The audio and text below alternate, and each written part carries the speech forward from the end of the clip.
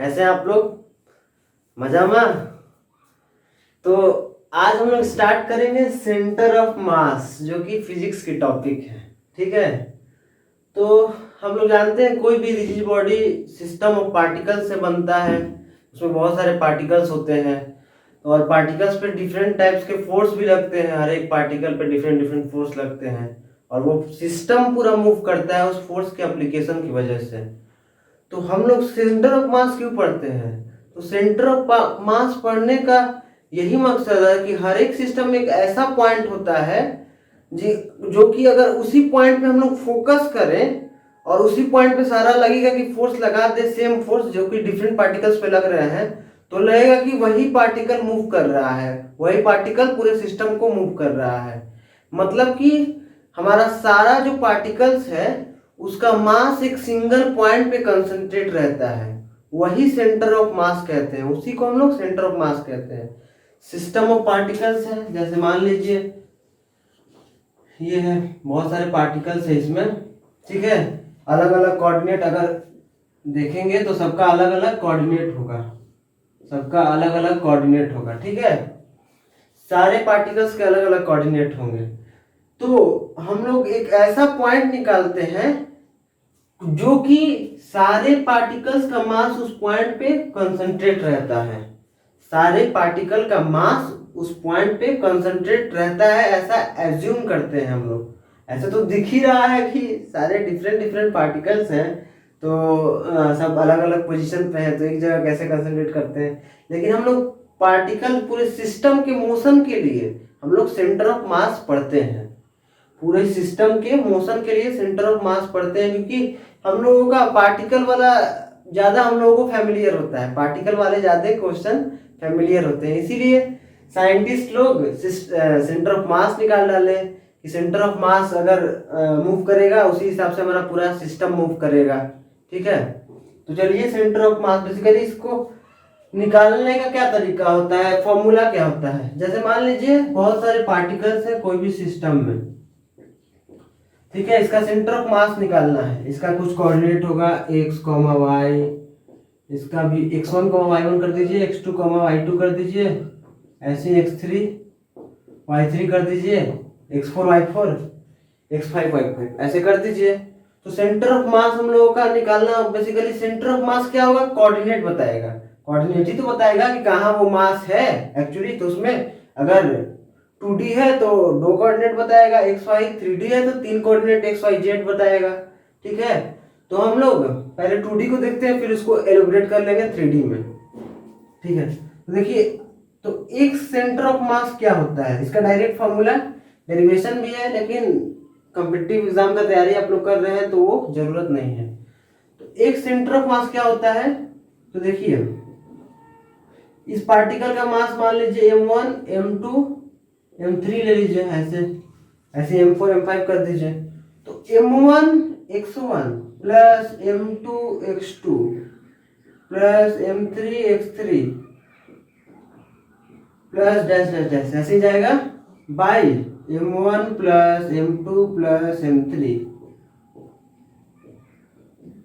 ऐसे ही जाएगा।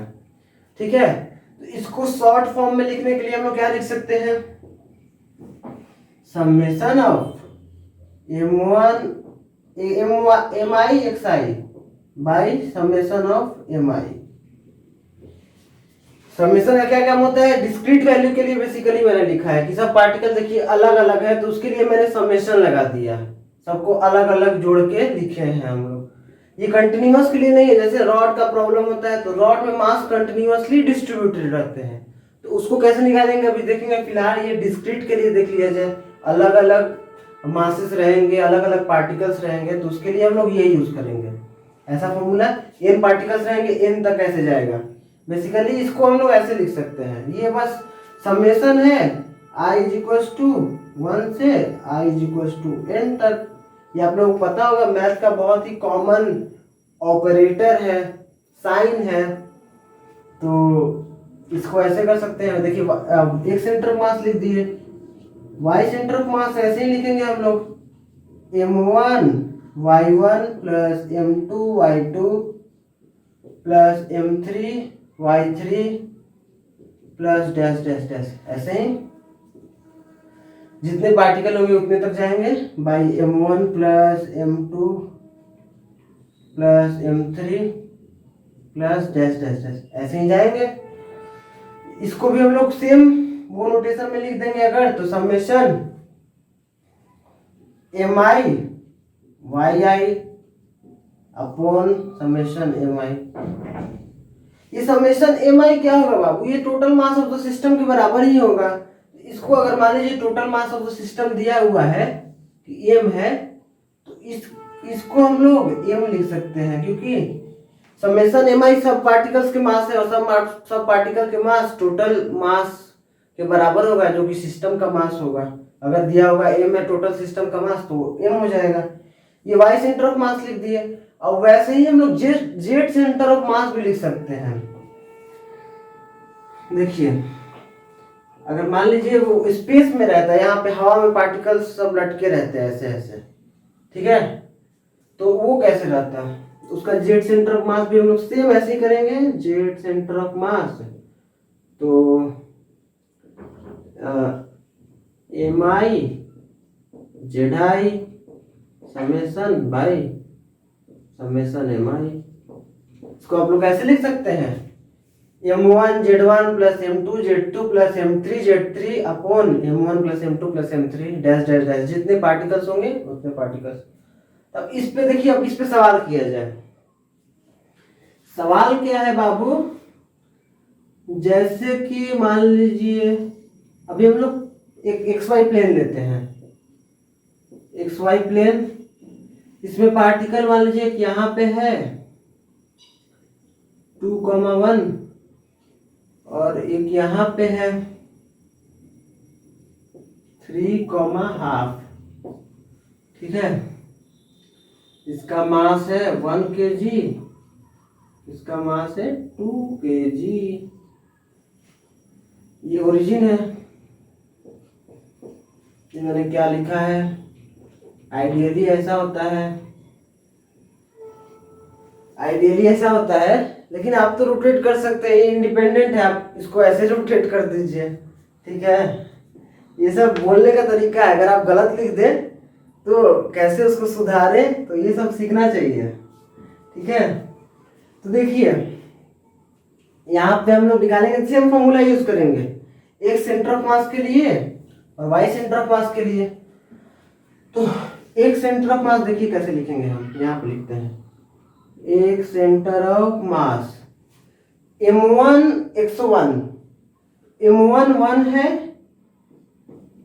इसको पार्टिकल 1 मान लीजिए, आप 2 मान लीजिए, आपके ऊपर है जिसको 1 मानना है जिसको 2 मानना है। मैंने इसको 1 माना, इसको 2 माना, तो m1 1 kg है इंटू x1 की वैल्यू 2, ठीक है, प्लस m2 2 kg है इंटू x2 की value 3 by total mass of the system, मतलब m1 प्लस m2 3। तो ये क्या हो गया बाबू, 2 प्लस 6/3, तो ये बेसिकली 8/3 आ गया, ठीक है। अब कुछ भी यूनिट दिया होगा आपके सवाल में, मान लीजिए सेंटीमीटर में दिया होगा कुछ, ये जो भी कोऑर्डिनेट जो भी दिया हो सेंटीमीटर, तो हम लोग यूनिट्स लिख देते हैं सिंपल, तो कुछ भी दे सकता है ना वहां पे, ठीक है। तो y centre of mass similarly निकालेंगे, m1 y1 की वैल्यू 1 प्लस m2 y2 की वैल्यू 1/2 बाई टोटल मास 3, तो ये 1 प्लस 1 2/3 यूनिट। मतलब कि ये सेंटर ऑफ मास इसके कहीं 8/3, 2/3 पे होगा, उसका कोऑर्डिनेट सेंटर ऑफ मास का 8/3, 2/3 के कोऑर्डिनेट पे होगा एक्स वाई प्लेन में। तो देखिए सिंपल क्वेश्चन था ये। अब वैसे ही एक और हम लोग सवाल कर सकते हैं, 3 पार्टिकल ले लीजिए, एक पार्टिकल हम लोगों का खुद ओरिजिन पे है जिसका मास है 1 kg, ले लो ना बाबू, सबका मास 1 kg, आइडेंटिकल पार्टिकल है, ठीक है, ओरिजिन पे है, ठीक। यहाँ पे 1,2 पे है, ठीक है, ये भी 1 kg का है, यहाँ भी 1 kg का है, 2,1 पे है। तो इस सिस्टम ऑफ पार्टिकल का सेंटर ऑफ मास निकालिए आप लोग। तो अगर आप लोग निकालना चाहते हैं तो वीडियो पॉज करके निकालिए, नहीं तो मैं यहाँ पे निकाल देता हूँ। डायरेक्ट देखिए, डायरेक्ट लिखता हूँ मैं। देखिए आप लोग को इतना प्रैक्टिस कर लेना है कि आप लोग डायरेक्ट आंसर लिख सकें, क्योंकि ये सब छोटे छोटे सवाल हैं, एग्जाम में उतना टाइम नहीं रहता है करने को, ठीक है। तो देखिए एक सेंटर ऑफ मास मैं यहाँ से लिख सकता हूँ, क्या होगा बाबू? तो 1 into 1 plus 1 into 2, 2 plus 1 3 plus 1 into 0 0, मतलब 3 बाई टोटल मास 3, तो 1। Y centre of mass 2 into 1 लिखिए, दो 2 into 1 plus 1 into 1 plus 1 into 0। इसका तो कोई मतलब नहीं है, 1 इंटू 0 0 ही होता है, बाई 3। तो 2 प्लस 1 ये हो गया 3, 3 बाई 3 1, ठीक है। तो ये हो गया x centre of mass, y centre of mass. अब देखिए ये सेंटर ऑफ मास जो है ना वो वेक्टर फॉर्म में भी दे सकता है। तो पहले मैं इसको मिटा दूं,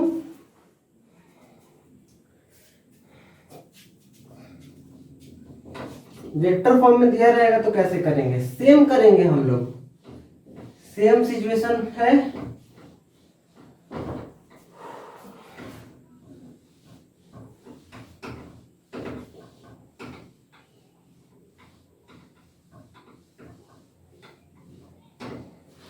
वेक्टर का नोटेशन आप लोगों को पता ही होगा, एक्स कैप आई कैप जे कैप में मैं लिखने वाला हूं बेसिकली।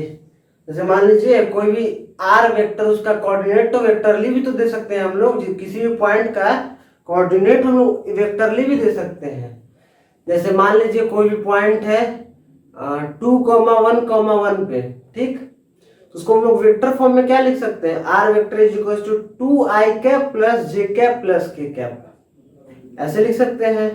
तो देखिए वेक्टर फॉर्म बड़ा ही आसान रहता है, हम लोगों को अलग अलग नहीं निकालना पड़ेगा, डायरेक्ट वेक्टरली निकाल देंगे, ठीक है।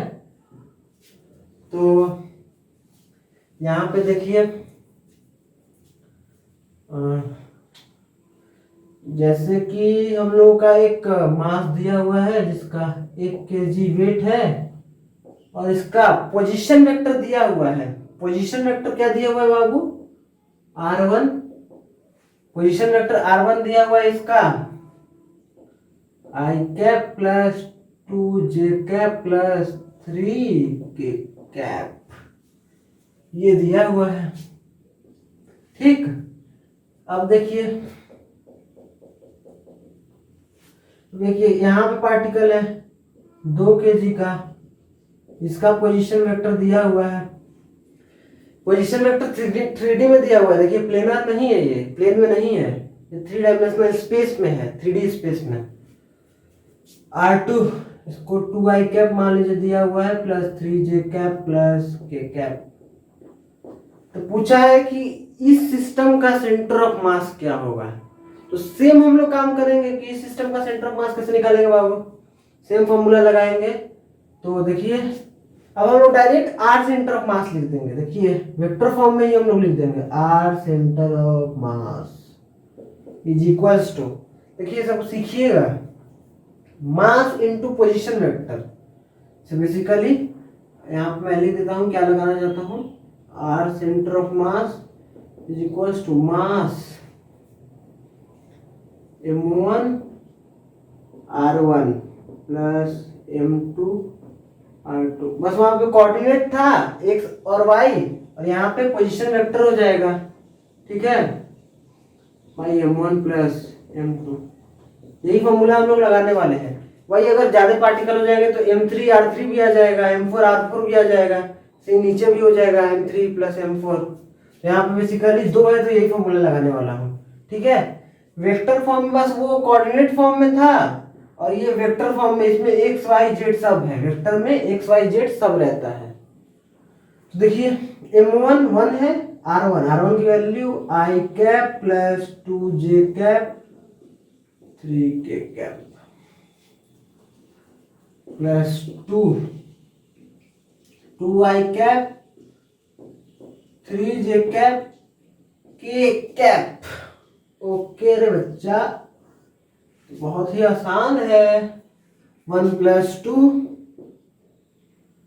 अब देखिए वेक्टर का बहुत ही इंपॉर्टेंट प्रॉपर्टी है, आप लोग को पता होगा, आप लोग 12th में पढ़े होंगे, बोर्ड एग्जाम्स की तैयारी किए होंगे अच्छे से, तो पता होगा कि देखिए आई कैप के साथ आई कैप ही जुड़ता है, जे कैप के साथ जे कैप ही जुड़ता है, और के कैप के साथ के कैप ही जुड़ता है। मतलब सिमिलर क्वांटिटी के साथ सिमिलर चीजें ही जुड़ती हैं। आई कैप के साथ जे कैप नहीं जुड़ सकता है। अब वही बात हो गई ना कि टाइम के साथ आप डिस्टेंस भी जोड़ दीजिए, टाइम अलग है डिस्टेंस अलग है, सेम सिचुएशन वेक्टर में भी होता है। ये सब लीनियरली इंडिपेंडेंट रहते हैं, आई कैप जे कैप के कैप। मैं मैथ्स बता रहा हूँ अभी, वो चल रहा है, जब मैं वेक्टर बताऊंगा तो ये सब डिटेल्स में करेंगे हम लोग, ठीक है। तो यहाँ पे देखिए इसके साथ मल्टीप्लाई कर दीजिए बाबू लोग, 3 के कैप प्लस 4 आई कैप 6 जे कैप 2 के कैप बाई 3। देखिए आई कैप के साथ आई कैप जुटेगा, मतलब आई कैप प्लस 4 आई कैप 5 आई कैप हो गया, 2 जे कैप प्लस 6 जे कैप 8 जे कैप हो गया, 3 के कैप प्लस 2 के कैप 6 के कैप अपॉन 3। इसको हम लोग लिखना चाहते हैं आर सेंटर ऑफ मास, तो इसको ऐसे लिख देंगे 5/3 आई कैप 8/3 जे कैप 6/3 के कैप। तो ऐसे करेंगे वेक्टर फॉर्म में, इसमें जेड भी आ जाता, जेड जेड तो है ही, जेड क्या आएगा वेक्टर फॉर्म में है। तो इस टाइप के सवाल को ऐसे करते हैं, ये सब ख्याल रखिएगा, ठीक है। अब देखिए ये हो गया डिस्क्रीट सिस्टम के लिए, मतलब अलग अलग पार्टिकल्स थे अलग अलग पोजीशन पे। अब जैसे डिस्क्रीट सिस्टम ये हो गया कोई कंटिन्यूअस सिस्टम, कंटिन्यूअस का मतलब जैसे कि रॉड है, उसमें मास पूरा डिस्ट्रीब्यूटेड है लेंथ के लॉन्ग, तो उसमें अलग अलग पार्टिकल को मतलब उसके पोजीशन वेक्टर को निकालना बड़ा मुश्किल है, वो कंटिन्यूअस केस में आता है, ठीक है। कंटिन्यूअस केस में आता है, तो उस टाइप का कंटिन्यूअस केस के लिए हम लोग सेंटर ऑफ मास कैसे निकालते हैं तो वो देख लीजिए, और ये सब आप लोग याद रखिएगा। जैसे मान लीजिए ये रॉड है, इसका लेंथ L है, मास M है, ठीक है। इसका सेंटर ऑफ मास हम लोगों को निकालना है, ठीक है। एक्स एक्सिस के अलॉन्ग, ये वाई एक्सिस के अलॉन्ग नहीं है, ठीक है। इसका जो विड्थ है वो कम होगा, ठीक है। जो हाइट है, जो कहते हैं मोटापा है, बहुत पतला रॉड है, मतलब एक्स एक्सिस के अलॉन्ग मान सकते हैं हम लोग। तो वाई एक्सिस के अलॉन्ग भी सेंटर ऑफ मास आने लगेगा, उसकी वैल्यू हो जाएगी। उस टाइप का भी सवाल हम लोग करेंगे। देखिए इसका सेंटर ऑफ मास निकालने के लिए बेसिकली इस पॉइंट को, लास्ट वाले एंड को 0 0 मान लो बाबू, ओरिजिन मान लो, ओरिजिन मान लो। हम लोग वही फॉर्मूला यूज करेंगे इसमें, बस केवल समेशन की जगह पे इंटीग्रेशन हो जाएगा। क्या था हम लोग का फॉर्मूला कि dm इंटू उस पॉइंट का कोऑर्डिनेट बाय टोटल dm। ये छोटा सा मास है, ठीक है, और उस छोटे से मास का कोऑर्डिनेट है, ठीक है, एक्स कोऑर्डिनेट। आइए इंटीग्रेशन कर रहे हैं dm, ये मतलब बेसिकली इंटीग्रेशन का मतलब क्या होता है, समेशन करना। आप लोगों को मैं मैथ बताया था, तो बताया था कि इंटीग्रेशन बेसिकली समेशन को दर्शाता है, ये एरिया अंडर कर्व भी दर्शाता है। तो ये dm इसमें देखिए, इसको हम छोटा से एलिमेंट में बांट सकते हैं। इसको सपोज कर लीजिए ये dm होगा, और ये dm ओरिजिन से x दूरी पे होगा, तो इसी की बात कर रहे हैं हम लोग। ऐसा ही करके इंटीग्रेशन हम लोग कर देंगे 0 से l तक, क्योंकि देखिए लिमिट हम लोग का यहाँ x कोऑर्डिनेट 0 है और यहाँ पे x कोऑर्डिनेट l है, l,0 इस पॉइंट का, तो 0 से l हो जाएगा। और dm का इंटीग्रेशन क्या होगा, टोटल मास, बेसिकली छोटे छोटे मास को जोड़ के ये बना होगा, तो टोटल मास हम लोगों का m दिया हुआ है, तो यही किया जाए हम लोगों का, इसमें किया जाइए। देखिए तो सबसे पहले तो dm निकालना जरूरी है इस केस के लिए, ठीक है। यहाँ से हम लोग x गए, x पे बस केवल थोड़ा सा dx लिए, थोड़ा सा आगे बढ़ गए, ये एलिमेंट हम लोग का dx लिए जिसका मास dm है। ठीक है, देखिए वही dx एलिमेंट का मास निकालना जरूरी है। देखिए टोटल मास m दिया हुआ है रॉड का, तो उसको l से डिवाइड कर देंगे तो मास पर यूनिट लेंथ आ जाएगा। क्या मास पर यूनिट लेंथ इसको कहते हैं m/l। ठीक है, तो ये m/l मास पर यूनिट लेंथ हो गया। अब इसमें हम लोग dx से मल्टीप्लाई कर देंगे तो dm आ जाएगा, और यही dm को वहां पे पुट करेंगे। बेसिकली मेन मकसद था हम लोगों का, x पे गए वहां पे थोड़ा सा और आगे चले गए dx, और पता किए कि वो dx में कितना मास है, वो dx में कितना मास है, तो dx में कितना मास है dm, तो m/l मास पर यूनिट लेंथ इनटू वो dx एलिमेंट, क्योंकि लेंथ के अलोंग ही डिस्ट्रीब्यूटेड है, एरिया के अलोंग डिस्ट्रीब्यूटेड रहता है तो वो अलग कैसे हम लोग आगे करेंगे। तो अभी लेंथ का बात है, तो m/l इंटू dx हो जाएगा, तो dm हो गया। इसमें पुट करो dm की वैल्यू,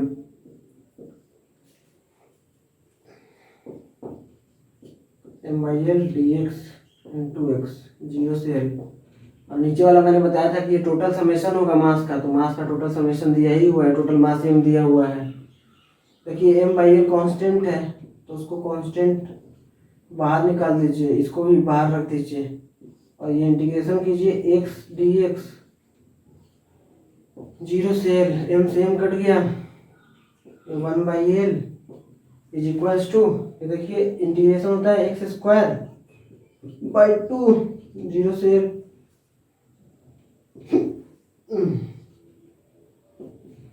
1/l हो गया।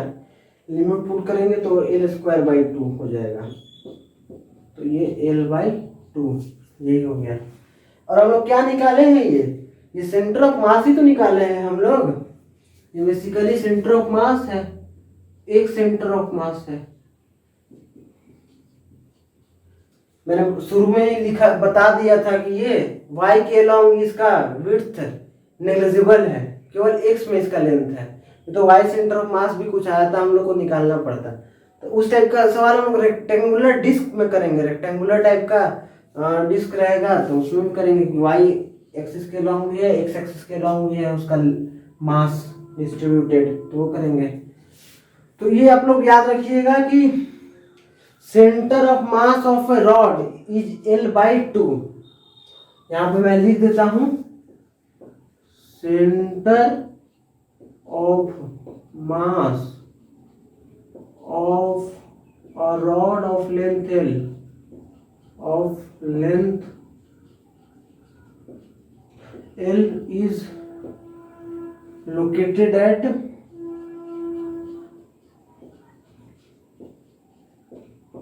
l/2, मतलब मिड पॉइंट पे वो सेंटर ऑफ मास लोकेट रहेगा। ठीक है, ये बात होगी, इसको बहुत ध्यान रखिएगा, ये क्योंकि एग्जाम में आएगा डायरेक्ट आप लोग मार देंगे तुरंत। यूनिवर्सिटीज का तैयारी कर रहे हैं आप लोग, एग्जाम में आएगा तुरंत मार देंगे। ठीक है, अब चलिए इसके बाद ये हो गया। अब मान लीजिए कि सर्कुलर रिंग होगा, अगर सर्कुलर कंप्लीट सर्कुलर रिंग होगा तो उसका सेंटर ऑफ मास क्या होगा, ये तो सोचने से ही पता चल जाता है। उसका सारा मास लगेगा कि कहाँ डिस्ट्रीब्यूटेड है, उसका सारा मास सेंटर पे डिस्ट्रीब्यूटेड लगेगा हम लोगों को। ठीक है, अब क्या होगा, जो जब हम लोगों का रिंग पूरा ना हो के आधा हो, तो उसके लिए तो हम लोगों को निकालना पड़ेगा।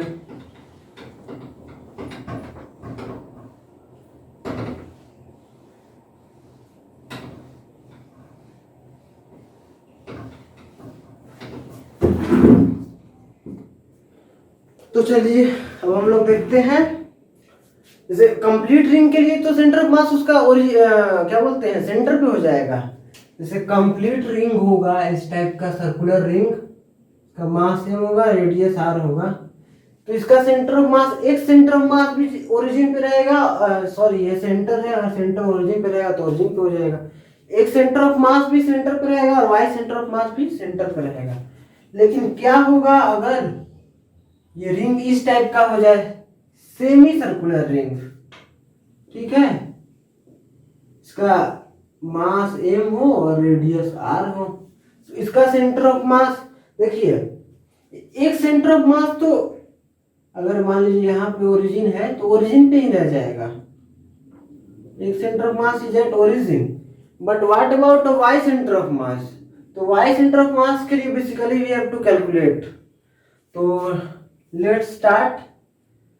यहाँ पे हम लोग जैसे देखिए इस टाइप का सवाल करने के लिए हम लोग क्या करते हैं, ये भी सीखना आप लोग को बहुत जरूरी है, क्योंकि ये सब जो टेक्निक है वो 12th में भी काम आता है, मतलब 12th वाले चैप्टर में भी काम आता है, इलेक्ट्रोस्टैटिक्स में भी काम आता है, बेसिकली इलेक्ट्रिक फील्ड निकालने में काम आता है, फोर्स निकालने में काम आता है। तो ध्यान दीजिएगा। तो मैं यहाँ पे इस रिंग को थोड़ा बड़ा बना देता हूँ ताकि आप लोगों को दिख जाए बढ़िया से।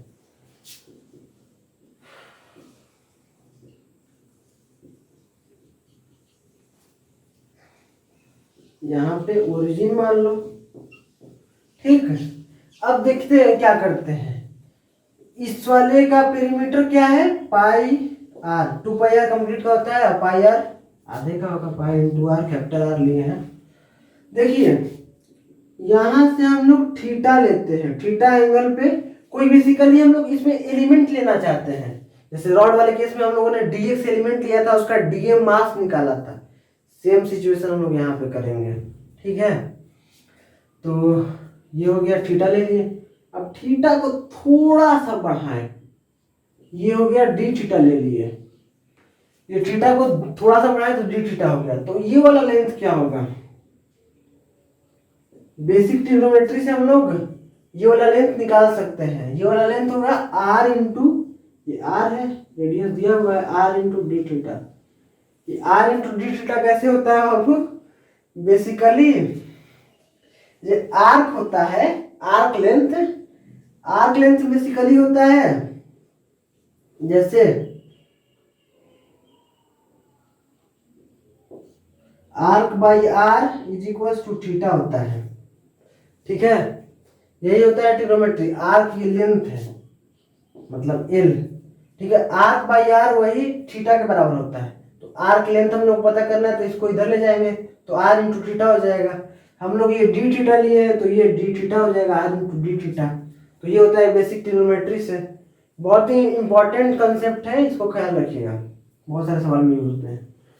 अब देखिए, अब हम लोग मास पर यूनिट लेंथ निकाल देते हैं। मास पर यूनिट लेंथ क्या होगा, टोटल मास हम लोग का दिया हुआ है m, टोटल मास m दिया हुआ है, और पूरे लेंथ में डिस्ट्रीब्यूटेड है। पूरा लेंथ क्या है हम लोग का, पाई आर है। तो मास पर यूनिट लेंथ हो गया ये, इनटू ये वाला, इसका हम लोग बेसिकली डीएम निकाल रहे हैं ना,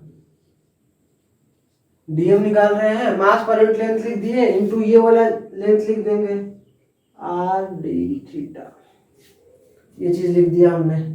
तो ये बातें हो गई, तो डीएम निकल गया हम लोगों का, ठीक है। अब देखिए, अब इसी डीएम का यूज कर देते हैं हम लोग, ठीक है। तो वाई सेंटर ऑफ मास निकाल रहे हैं हम लोग। इंटीग्रेशन फिर यूज होगा क्योंकि कंटिन्यूअस डिस्ट्रीब्यूशन है।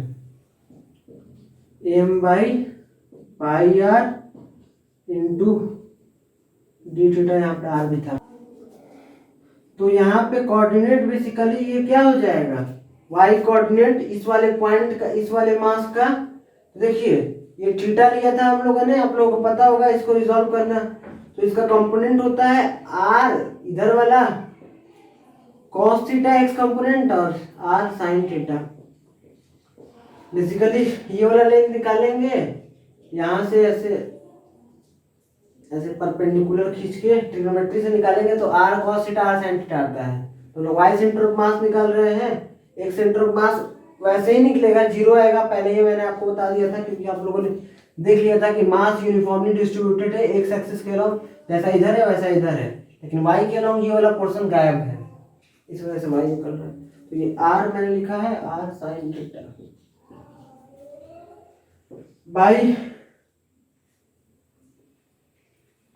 ये हो गया मास डीएम, एम बाई आर से आर गया, पाई पाई आर बेसिकली साइन थीटा। ये देखिए 0 से पाई चलेगा ना, ये 0 से पाई, ये एंगल है 0 से पाई, ठीक है। लिमिट आप लोग को लिखने आता होगा इतना, तो छोटा छोटा लिमिट। और ये टोटल इंटीग्रेशन मास हो जाएगा, तो ये मास मास कैंसिल हो जाएगा, R by pi cos sine theta का integration cos theta minus cos theta 0 से पाई।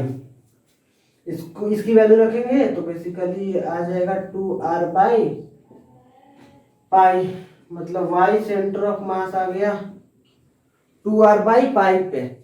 तो इसको भी ख्याल रखेंगे कि सेमी सर्कुलर रिंग का y सेंटर ऑफ मास क्या होता है, तो 2r बाई पाई, यहाँ से 2r बाई पाई की दूरी पे सेंटर ऑफ मास इसका होगा, ठीक है। तो इसका यूज आएगा, ये सब याद रखिए क्योंकि एग्जाम में डायरेक्ट सवाल आ सकते हैं, तो इसका यूज भी आएगा बहुत जगह। तो आज बस इतना ही रखा जाए। वीडियो कैसी लगी हो हमें कमेंट में जरूर बताएं। तो आज के लिए बस इतना ही, मिलते हैं हम लोग नेक्स्ट क्लास में इसी के साथ। Thanks for watching.